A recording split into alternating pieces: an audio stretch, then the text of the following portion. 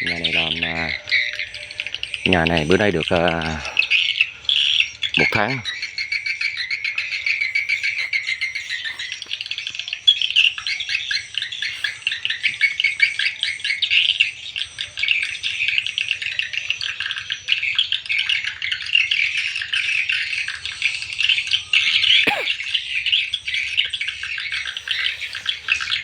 Nhà này nhà của công ty Yến Sào Ngọc Tuấn,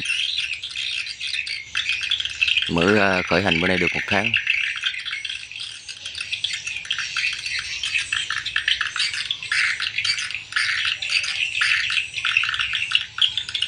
Nhà này dài 25 m,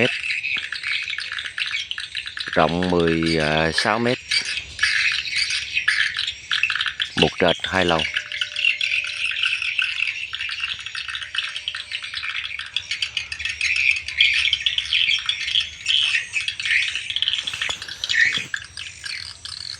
Giờ này 6 giờ kém 5.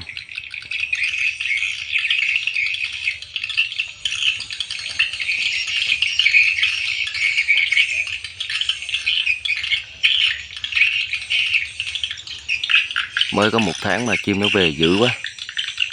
Nhà này chắc có thể đột biến.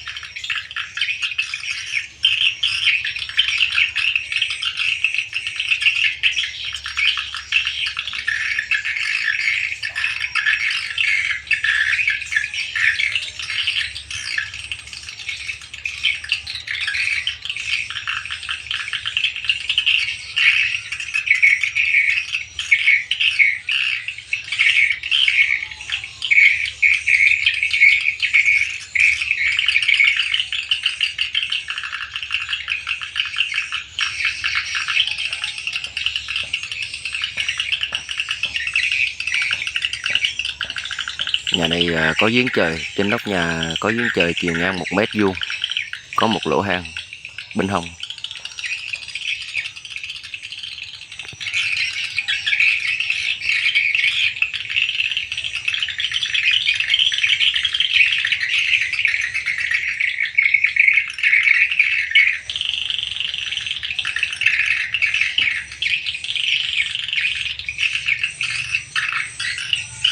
Ngày mai đây là đoàn của công ty Yến Sào Ngọc Tuấn ra Phan Rang lắp căn mới.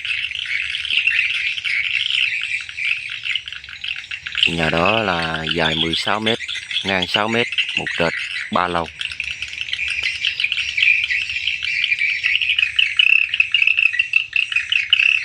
Ở tại Phan Rang, Tháp Chàm.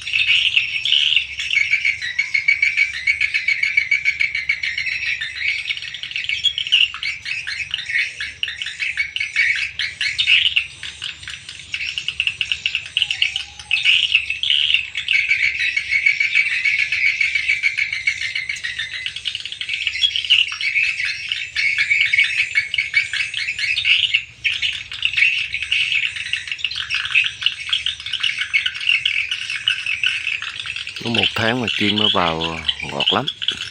Chim ở vô rất là ngọt.